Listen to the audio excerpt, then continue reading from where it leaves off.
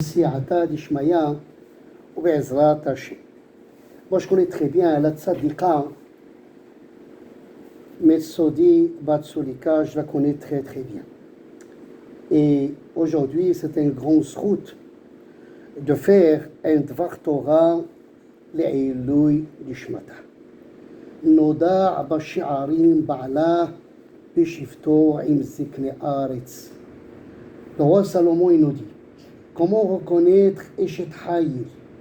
Noda Bashi'arim Ba'ala, lorsqu'on voit son mari dehors, lorsque son mari il s'assoit avec beaucoup de gens dehors, dans les endroits, ils parlent ensemble, là on va constater est-ce que c'est une femme tzadika ou c'est pas une femme tzadika. Qui veut dire, lorsque l'homme il a une force pour travailler, alors il y a un amour entre la femme et l'homme, et la femme elle est son mari parce qu'il lui a ramené la parnassa. C'est pour ça qu'il y a un amour entre l'homme et la femme. Non, ça j'y dis. Noda bashi'arim ba'ala bishifto imsikni aretz. Mais quand il devient un petit peu grand, est-ce qu'il y a ce même amour?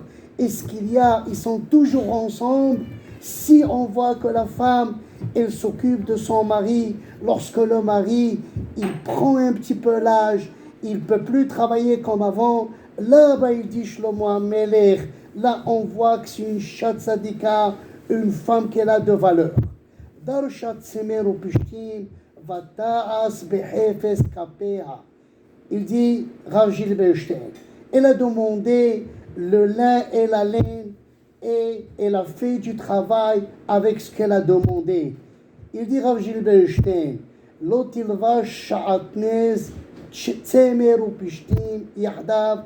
Et comment on va dire que c'est une chat tzadika? Voilà, Darshat tsemer ou pishtim, elle a demandé des choses qui sont contradictoires. Quand la Torah il dit Lotilva sha'atnez tsemer ou pishtim yahdav.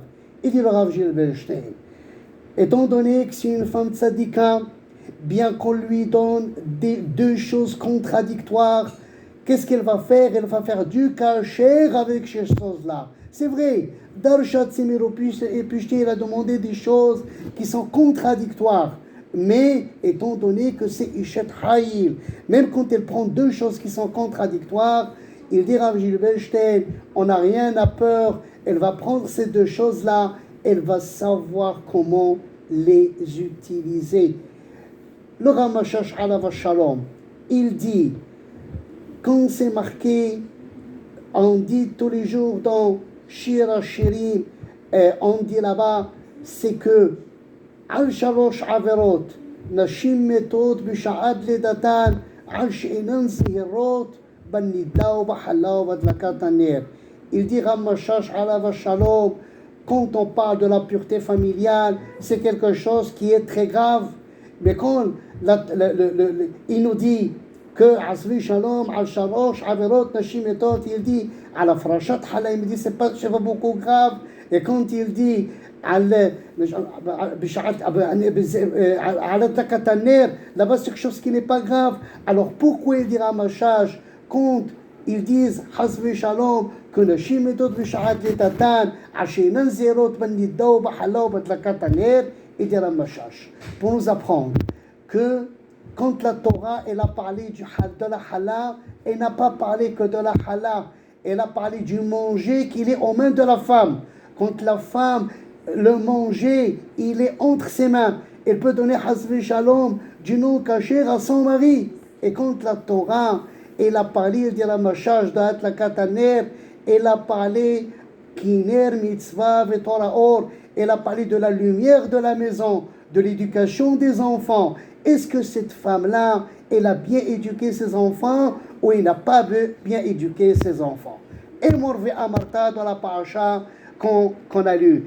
Et Morve Amarta, les Azhir Gedolim al Ketanim. Non, ça il dit. Il dira Machash. Il y a 4 parachiotes qui sont à peu près une à côté de l'autre. La paracha Kedushim Tiyu, la parachat Emor, la parachat Shmini et la parachat Tazria, Isha qui Tazria Vialda Zachar.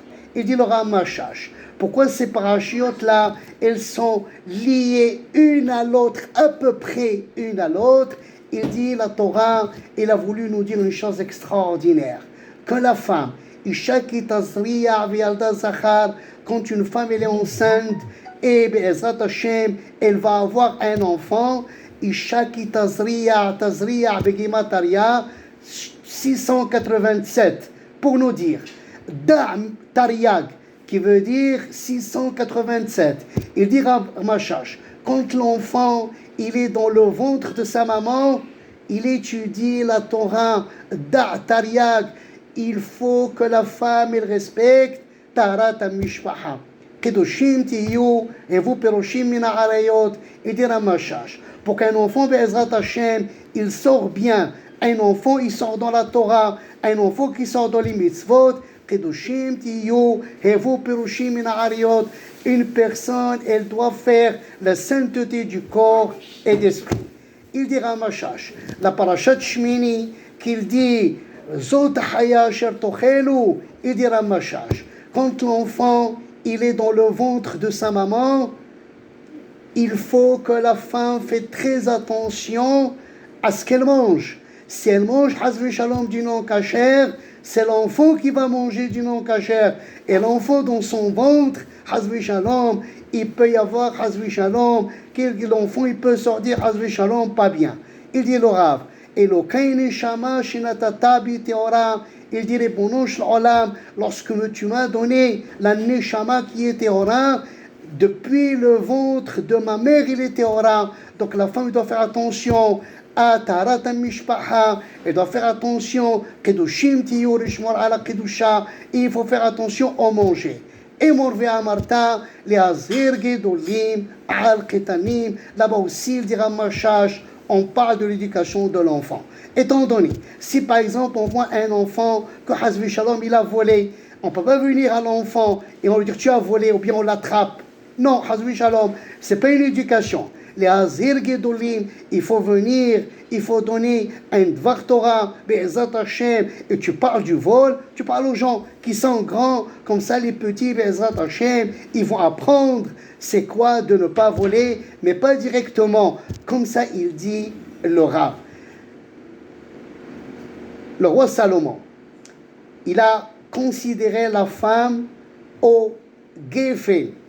Eshtecha ki Gefen Puriya, בירכתי בנתך, בניך כשתילי זדים, סביב לשולחניך, כי כן יבורך גבר. Il a comparé la femme à une עץ של גפן, de la vigne.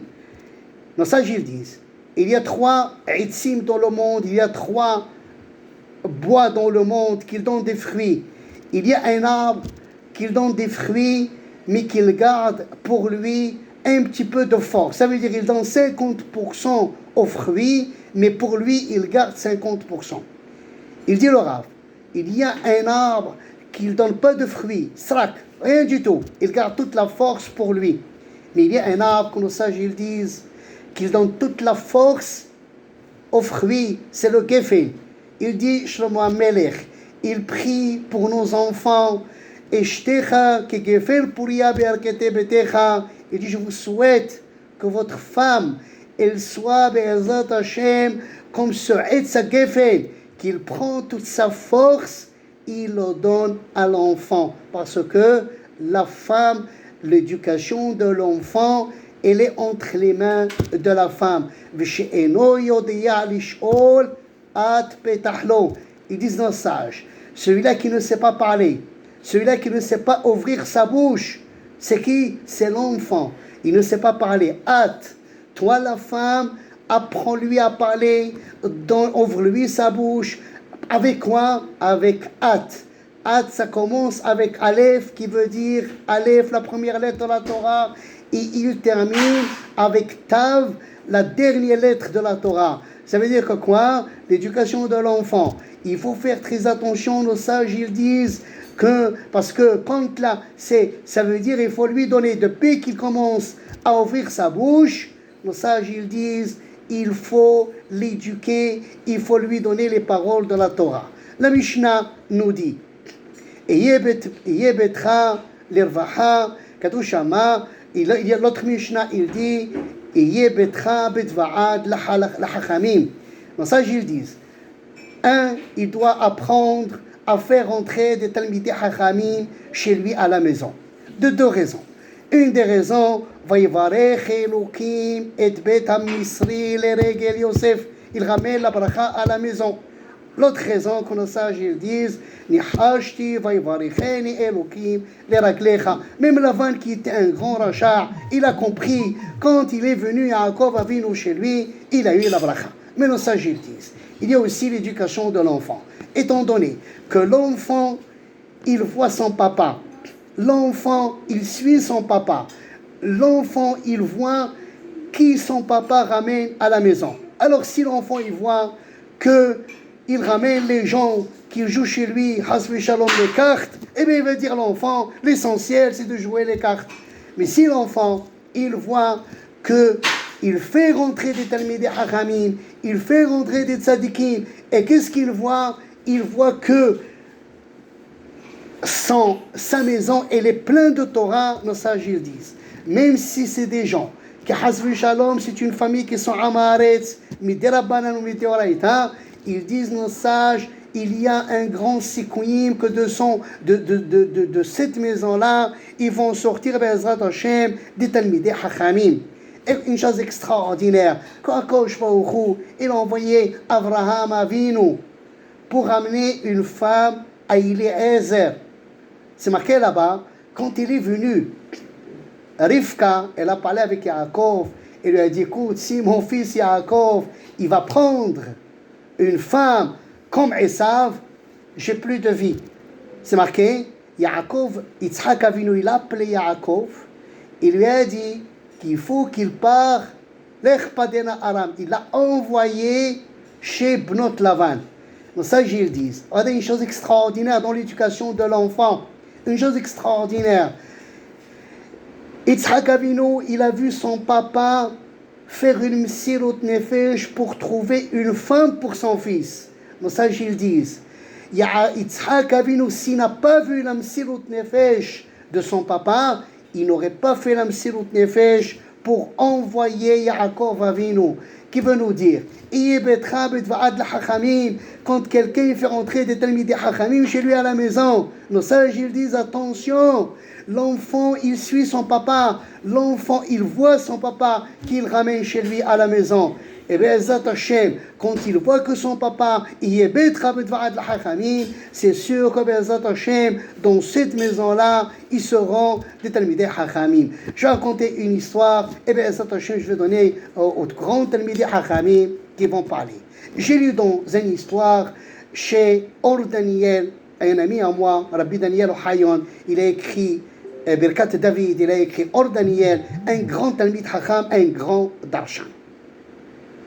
Il a dit que à l'époque, après malheureusement, ce qui s'est passé dans la Shoah, qu'on a perdu malheureusement beaucoup de Talmidei Hachamim, beaucoup de tzadikim malheureusement, Ve'amer, Kulam Tzadikim bien sûr. Alors il a dit que ils ont ramené des enfants du ghetto, ils les ont ramenés à Londres. Et là-bas il y avait un grand Richard juif. Ils ont été le voir. Et pour demander un petit peu s'il peut aider les enfants à leur donner un chinour de Torah.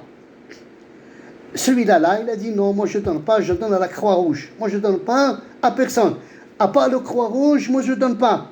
Et puis il a dit que, comme ça il ramène, Ravi Daniel Harion, il dit que, alors, ils sont venus chez le Maradé Atra là-bas, il a dit que votre Rav, voilà ce qui s'est passé, on est parti chez ce riche-là, il ne veut rien nous donner pour l'éducation des enfants. Le Rav, le Maradé Atra, il a été le voir, il a écouté les mêmes choses. Moi, à part les Croix-Rouges, je ne donne pas.